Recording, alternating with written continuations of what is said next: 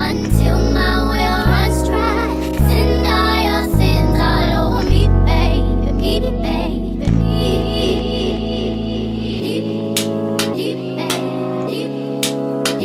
What's poppin', government cheese? It's me, Keisha, aka Color Me Pynk, and I'm here with this week's All Tea, All Shade, Real Housewives of Potomac, Season 7, Episode 10 review. I drop videos Monday through Sunday.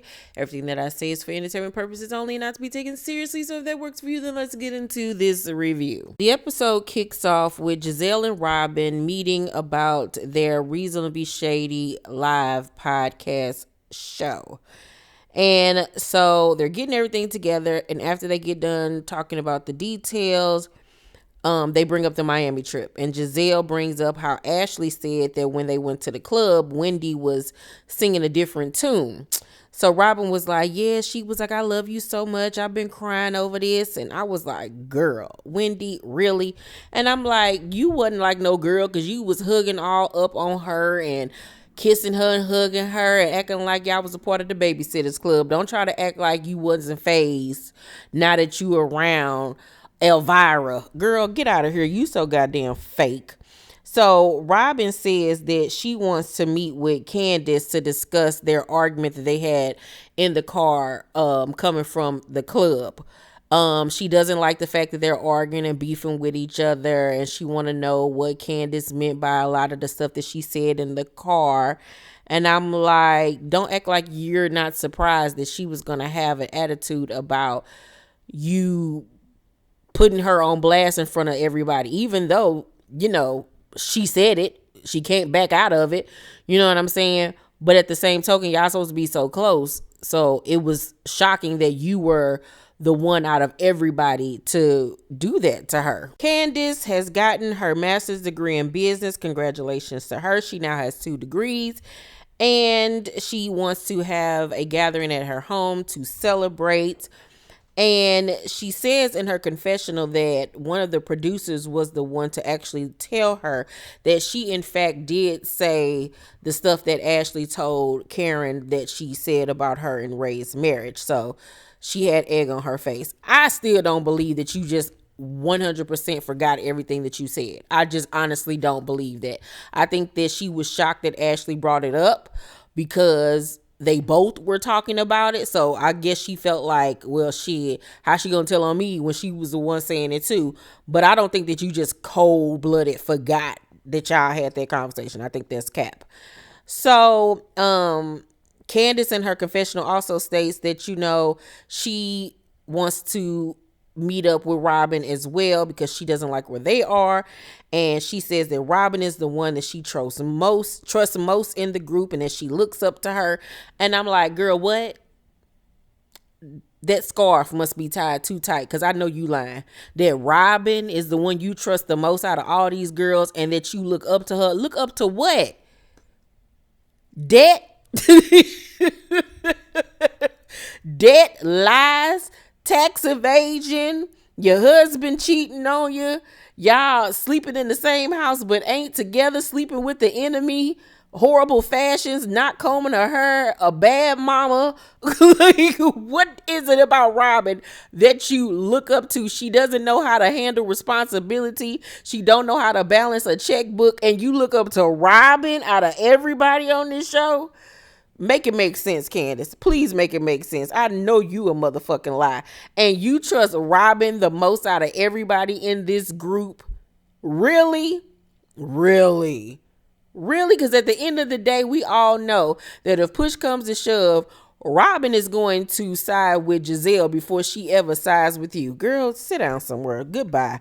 Just when I be trying to give Candace a little bit of rope, she goes and snatches it right back. So Karen has decided that she's going to have a live show, an evening with the Grand Dame, honey. And it's looking like she stole the idea from Robyn and Gizelle because they were already saying how they were going to have a Reasonably Shady podcast live event. And the producers made it their business to show that Karen it seemed like she been biting off other people's ideas. I don't know if that's true or not. You know what I'm saying? Ain't nothing new under the sun. Everybody's able to do whatever. But just give credit where credit is due. Shit, she said she was having a live event. I want to have a live event. I'm going to do it. I'm going to make some money too. Shit. Ain't nothing wrong with that, girl. So it's the day that Candace and Robyn meet up to have their discussion. And when she gets there, Candace was like, how's everybody doing? And I'm confused, like, what's going on? Because Robyn immediately starts crying. And Robyn is not a crier. Robyn is a He-Man woman hater. There is not a tear duct in that body. So I was shook, like, what's going on? I know Robyn ain't crying about that argument they had. And we find out that Robyn's hairstylist that has been featured on the show lost her brother and sister in a horrible car accident. So, everybody, of course, is devastated, and Robyn, is grieving for her hairstylist. And Candace just hugs her and tells her, I know, or whatever, and just holds her. And it was a nice moment to see her be there for Robyn, because we all know Robyn is not a sensitive human being for real. She has a hard exterior on her. She is basically the Tin Man when it comes to her emotions. And so, they discuss everything. And at the end of the day, they both apologize, and they right back to where they were. Ashley and her second baby, the president, Joe Biden. Don't that baby look like Joe Biden? Go to visit her Uncle Lump and his wife at their home, and she states how Dean is with Michael because Michael wanted to spend some time with him, and how he was going off on her about how she don't plan anything, and it turned into a screaming match between them before she left, and how Dean was screaming, stop. I'm like, of course he was screaming stop. He is tired of Ike and Tina. He is sick of y'all asses. He got a whole goddamn thesis to write, and y'all sitting up here fucking up his concentration. That man is fucking trying to be a goddamn scientist. You know how hard it is to become a scientist?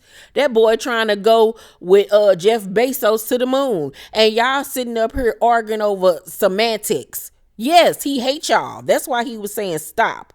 So Ashley starts to cry about how she's afraid to be on her own, and how she gonna be responsible for these two kids, and she's afraid, and how she ain't gonna have nobody. And her aunt and uncle are like, girl, you got family, we'll be there for you.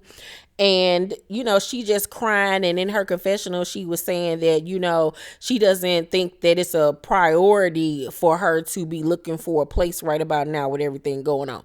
I'm like, now is the time that you need to be looking for a home ASAP, considering the fact that you're always arguing, and it's gotten to the point where your baby is screaming for y'all to stop arguing and fighting. This is the time for you to go, because it's getting toxic and your kids are witnessing the toxicity. Like, Ashley, stop being a pussy and get your ass up and do what the fuck you gotta do for yourself. It's the day of Gizelle and Jamal Bryant's twin daughters, Detergent and Dove, birthday. They are celebrating their sweet 16.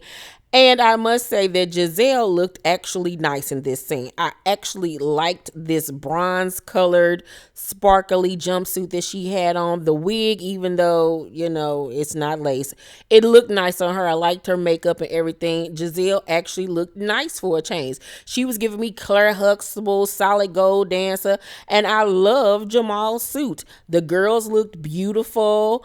They looked like they spent a coin on it. Everything was done immaculately. I was obsessed with it all. They did a great job. It honestly seemed like tonight was the episode to showcase everybody's events, because you had Mia's grand opening of the joint chiropractic place in DC. Then you got Daffodil and Delilah's birthday.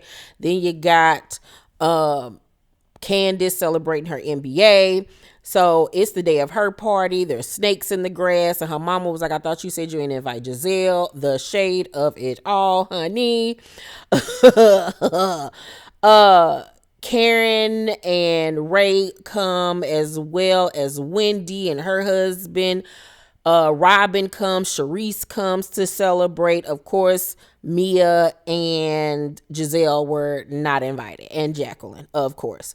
So they're sitting outside eating, and Karen asks Robyn, when is the wedding? And she fanning herself, honey, because she in the hot seat, and she telling me something, we're going to have a private ceremony just for the four of us. And Karen in her confessional was like, girl, just say this ain't for us. We like shagging. We like shacking up, honey. We ain't trying to get married. I mean, at this point, just say it, because me and Sharita was talking about this on the phone the other day. You cannot tell me that or convince me that Robyn and Juan are intimate with each other. And I literally was on FaceTime with Sharita, and I was like, close your eyes and try to picture Robyn and Juan being intimate with each other. You can't do it. I challenge every last one of you that are watching or listening to this review to close your eyes and see if you can honestly picture Robyn and Juan being intimate. You can't. Because that is man on man. That is a man on man situation, okay? Man on fire. You can't picture it. They are brothers and sisters. They literally at this point are only with each other out of convenience, and because they have been around each other for so long that they're scared to separate. But you cannot tell me that they hug, that they kiss, that they do the Uchi Wally Wally, Uchi Bang Bang. No. You cannot. You cannot.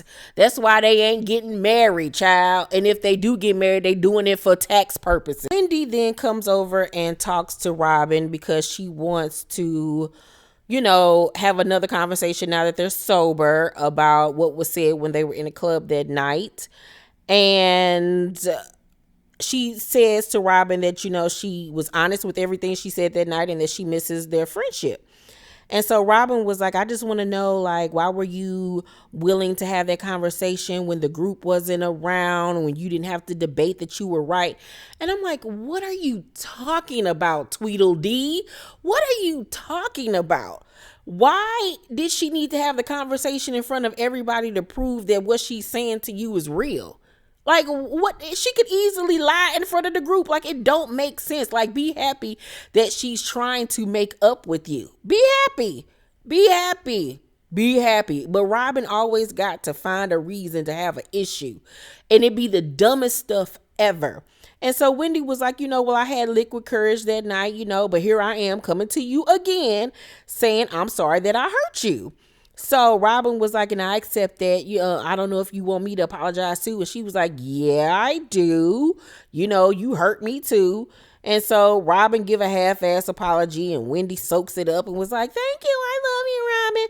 And she tweeted, child, yesterday that this little makeshift friendship does not last long at all.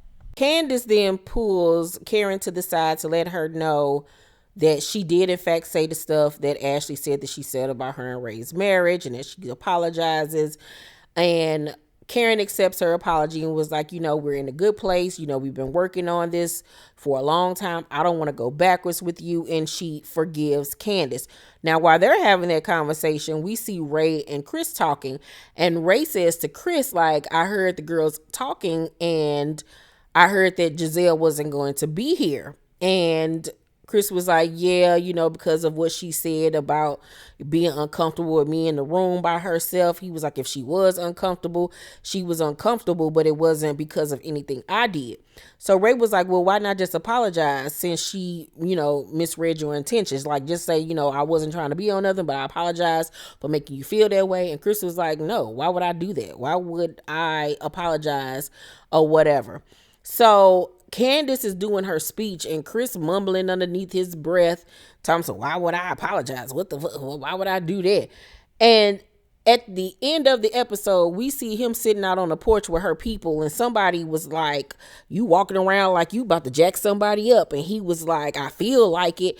And if this was just not the epitome of white trash, I'm sorry. Everything about this photo of him sitting on this couch just reeks of Budweiser and Slim Jims. Like, Candace can't talk about nobody's marriage, husband. Look at this man and this goddamn tattoo going across his leg. Gross.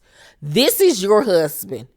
This is him. This is giving me very much, yeah, I'm going to stick beside him. Like, you can't talk about nobody husband. Nobody. Nobody. He looked like he straight off 8 Mile. Girl, goodbye. Let me know what y'all thought about tonight's episode down below in the comment section. Tonight's episode was pretty much like a filler to me. Overall, I'll give tonight's episode a C-. It was cool. It didn't have the tenacity of the last few episodes, but you know, it had to die down a little bit to get right back where it need to be. Make sure to thumbs up this video, like and subscribe, and hit that notification bell button. I love you guys, and I will see you on the next video. Bye.